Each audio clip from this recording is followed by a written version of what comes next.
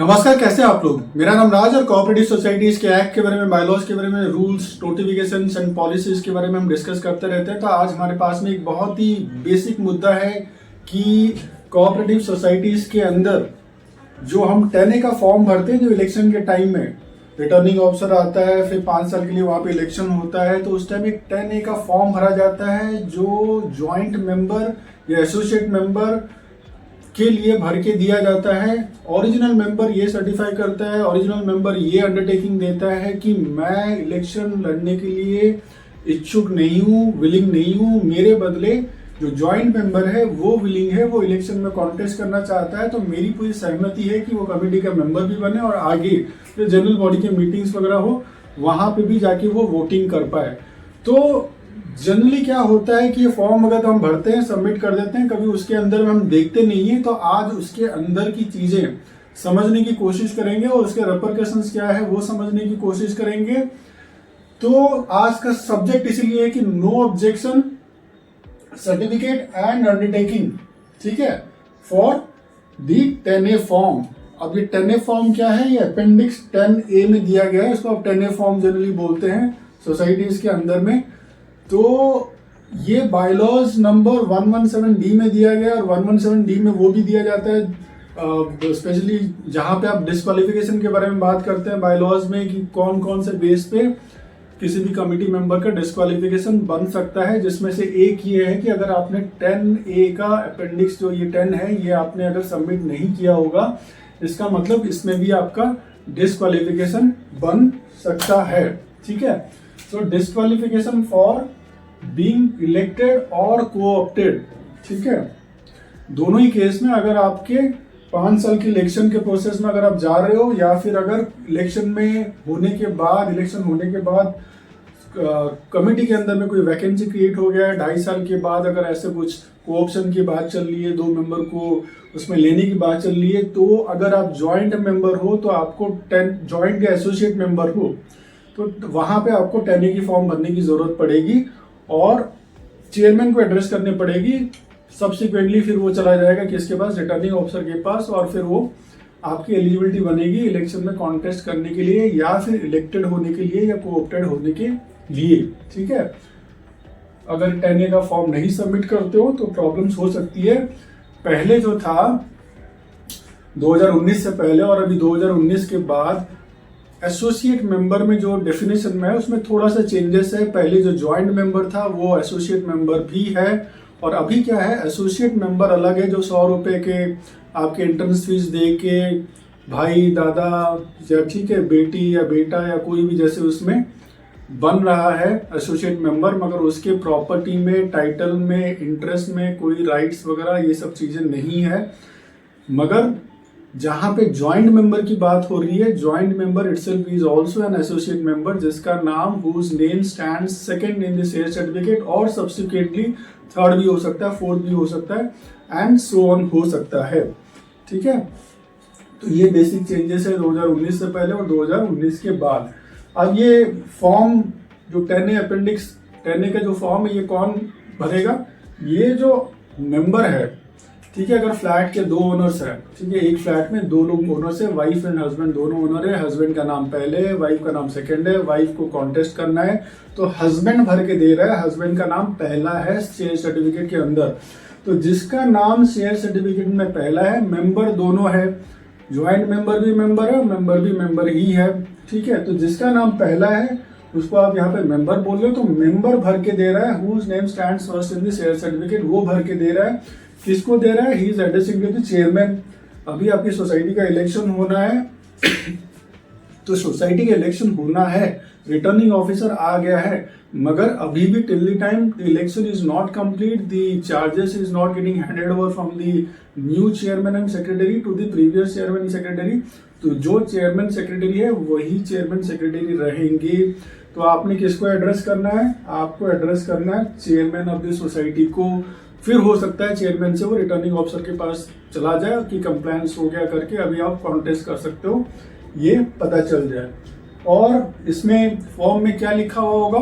जो अपेंडिक्स 10 है उसमें लिखा होगा कि हर सोसाइटी में हर मेंबर का जो शेयर सर्टिफिकेट इशू किया है उसको एक आइडेंटिफिकेशन नंबर या शेयर सर्टिफिकेट का नंबर दिया गया है।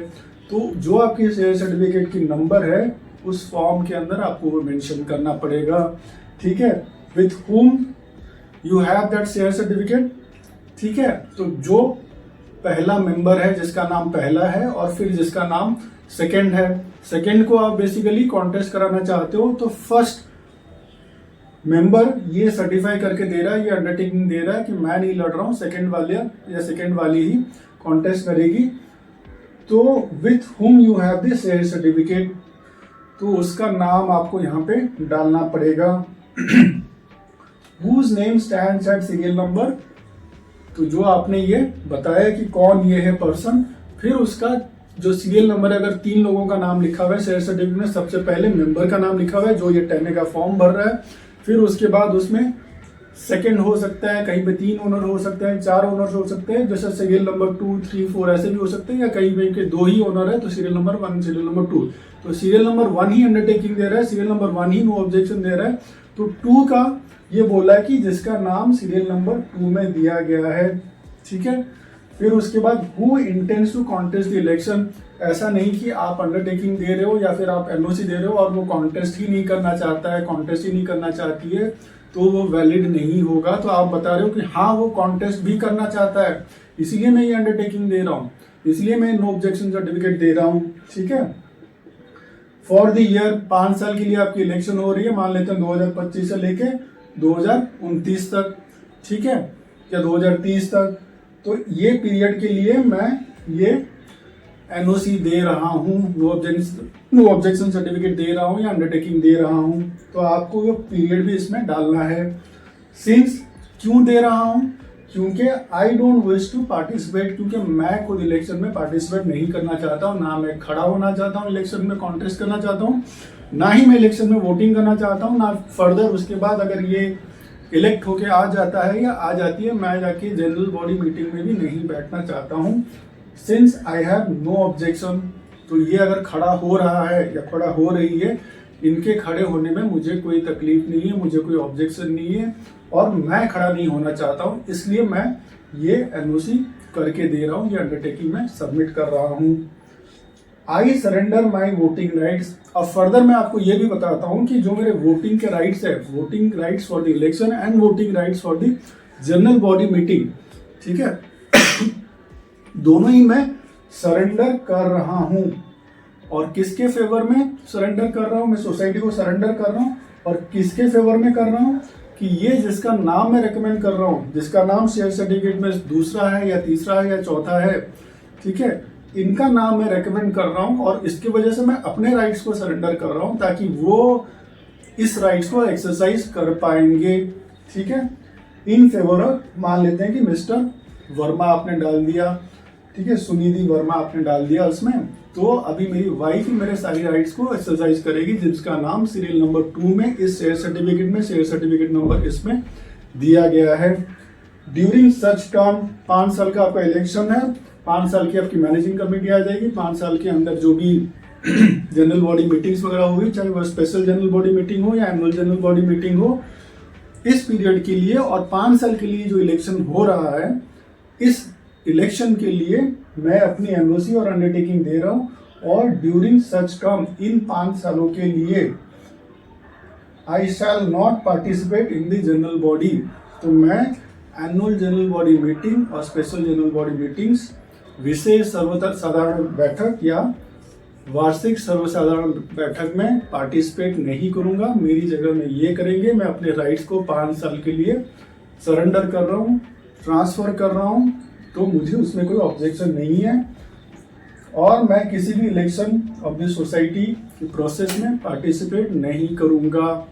मतलब अगर वो नॉर्मल इलेक्शन है वहां पे वोटिंग नहीं करूंगा, कॉन्टेस्ट नहीं करूंगा, और कहीं पे अगर कोऑप्शन की भी बात हो गई, कहीं वैकेंसी क्रिएट हो गया, वहां पे भी पार्टिसिपेट करने की बात है, तो मैं नहीं करूंगा, ठीक है। और फाइनली आप यहाँ पे सिग्नेचर डाल रहे हो और ये सोसाइटी के चेयरमैन को सबमिट कर रहे हो।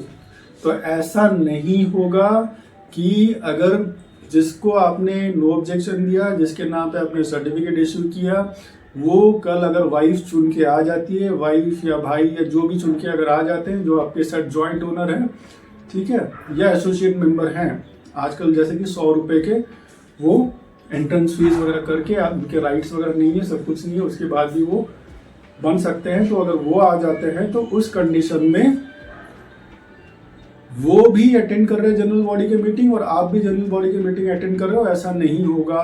तो जिनके फेवर में आपने 5 साल के लिए ऑलरेडी हैंड ओवर कर दिया, ऑलरेडी चार्जेस को ट्रांसफर कर दिया, आपके राइट्स को जिसको ट्रांसफर कर दिया, सिर्फ वही जाके मीटिंग भी अटेंड कर रहे हैं मैनेजिंग कमेटी के और वही प्रेजेंट रह रहे हैं जनरल बॉडी के मीटिंग में, तो आपके राइट्स 5 साल के लिए अभी एग्जिस्ट नहीं कर सकते हैं। हालांकि आप प्रॉपर्टी के ओनर हो, आप शेयर सर्टिफिकेट में आपका नाम है, ठीक है, टाइटल है, इंटरेस्ट है, वो सब चीज़ें हैं। तो ये बेसिक चीज़ें हैं।